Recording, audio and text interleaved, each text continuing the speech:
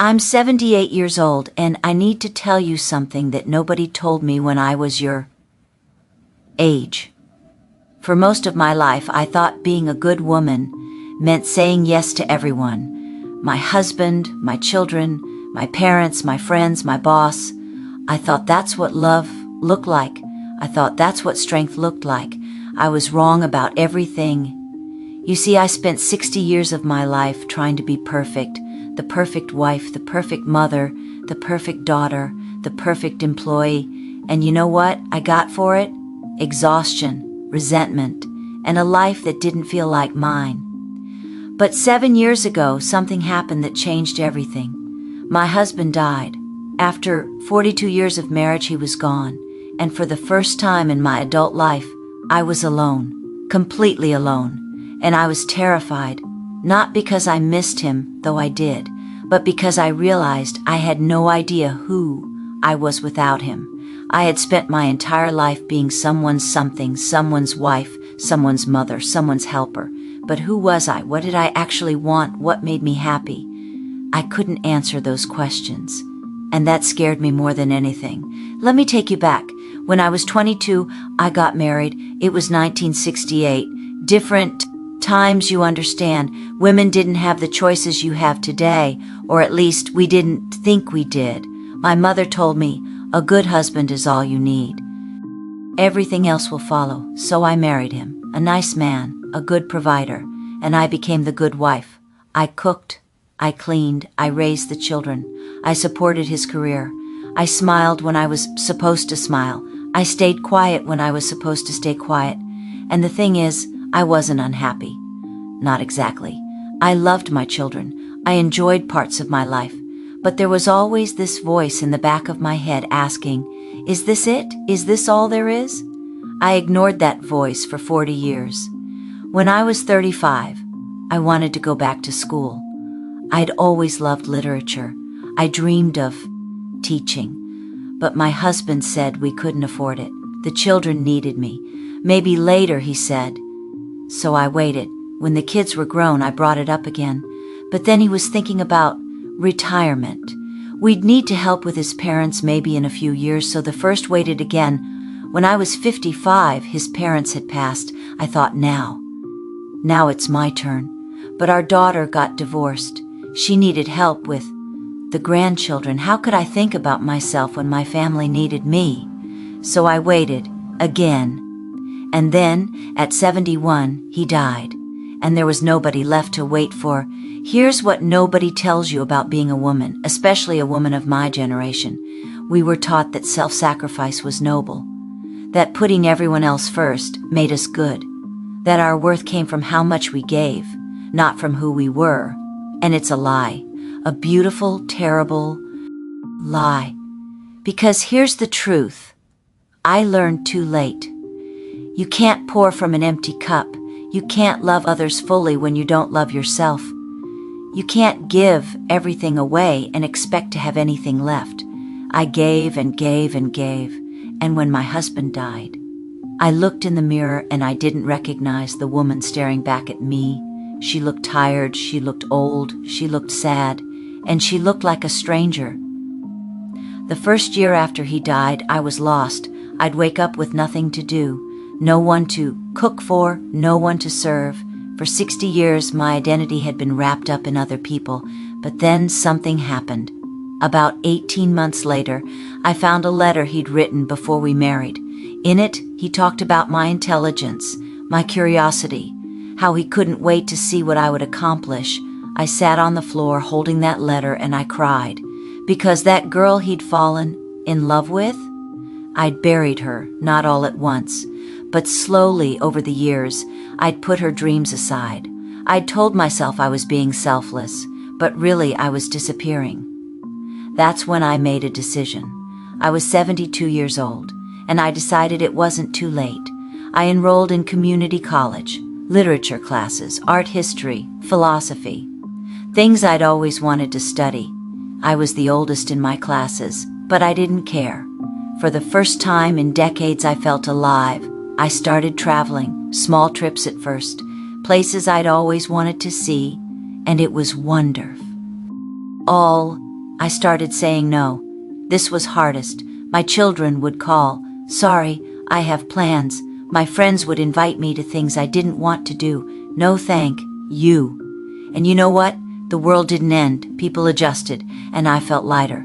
I'm 78 now, and I finally know who I am. Not somebody's wife, not somebody's mother, just me. A woman who loves literature and art, who enjoys her own company, who travels when she wants, who says no when she means no and yes when she means yes. But here's the heartbreaking part. I wasted so much time. 60 years of my life I spent being who I thought I should be instead of who I wanted to be. 60 years of putting myself last. 60 years of shrinking myself to make room for everyone else, and I can never get those years back. So let me tell you what I wish someone had told me when I was 20, when I was 30, when I was 40. You are not selfish for having dreams. You are not selfish for wanting things for yourself. You are not selfish for saying no. You are not selfish for taking care of yourself first. You think you have all the time in the world. You think, "I'll do it later. After the kids are grown, after I retire, when things calm down." But things never calm down. There's always another reason to wait, another person who needs you, another obligation, and before you know it, you're 70 years old and you've never lived for yourself. Not once. Don't make my mistake. Don't wait for permission to live your own life, because that permission will never come. Nobody's going to tell you it's okay to be yourself. Nobody's going to say, "Now it's your turn." You have to take it. You have to claim it. If you want to go back to school, go. Don't wait until your kids are older or your schedule is clearer. Do it now. If you want to change careers, change. Don't wait for the perfect moment or until you've saved enough money or until everyone approves. Do it now. If you're in a relationship that makes you feel small, leave. Don't stay because you've already invested so much time, or because you're afraid of being alone, or because you think it's too late to start over. It's not too late. It's never too late. Your life is not a practice run. This is it. This is the only one you get. And every day you spend living for someone else is a day you're not living for yourself.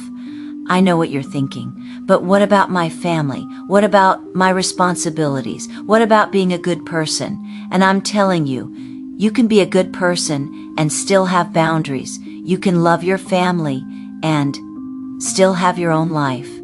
You can fulfill your responsibilities and still pursue your dreams. In fact, you'll be a better mother, a better wife, a better daughter, a better friend when you're living authentically. Because you can't give from a place of resentment. You can't love others when you're angry at yourself for giving up your dreams. The women in my generation, we were taught to be small, to be accommodating, to smooth things over, to never make waves. And we did it. We did it so well that we disappeared. But you don't have to. You have choices we didn't have. You have opportunities we didn't have. Don't waste them trying to be perfect. Don't waste them trying to please everyone, because here's the truth, you'll never please everyone. There will always be someone who thinks you're being selfish. There will always be someone who's disappointed. There will always be someone who wants more from you. But the only opinion that really matters is yours. Can you look at yourself in the mirror and be proud of who you see, not because of what you've done for others, not because of how much you've sacrificed, but because you're living a life that feels true to you? I look at young women today and I see them making the same mistakes I made, saying yes when they mean no, putting their dreams on hold for their partners or their children or their parents, shrinking themselves to fit into someone else's idea of what a woman should be. And I want to shake them. I want to tell them, stop. Stop right now. Your dreams matter. Your voice matters. You matter. Not because of what you do for others, but because you exist. It took me 72 years to learn that lesson. 72 years to realize that I was allowed to take up space, that I was allowed to have desires, that I was allowed to choose myself. Don't take 72 years. Learn it now, today, this moment. Your younger self is depending on you, and your older self will thank you. I'm 78 years old. I've been living for myself for only 6 years. 6 years out of 78. And these have been the best 6 years of my life. I'm happier now than I was at 30. I'm more myself now than I've ever been. I'm finally free, but I would give anything to have these 40 years back, to have started living for myself at 35 instead of 72, to have said no when I meant no, to have pursued my dreams when I first had them, to have taken up space instead of shrinking. You still have time. You have so much time. But only if you start now. Only if you stop waiting for permission. Only if you stop putting yourself last. Your life is happening right now, not later. Not when things are easier, not when everyone else is taken care of. Right now, what are you going to do with it? Are you going to live it for yourself? Or are you going to wake up one day at 78 and realize you spent your entire life living for everyone else? The choice is yours, but make it now, because time doesn't wait, and neither should you. If this resonates with you, I hope you'll share it, not for me, but for every woman who needs to hear this, every woman who's putting her dreams on hold, every woman who thinks she's being selfish for wanting more, every woman who's waiting for permission to live her own life. The permission is granted. Now go live.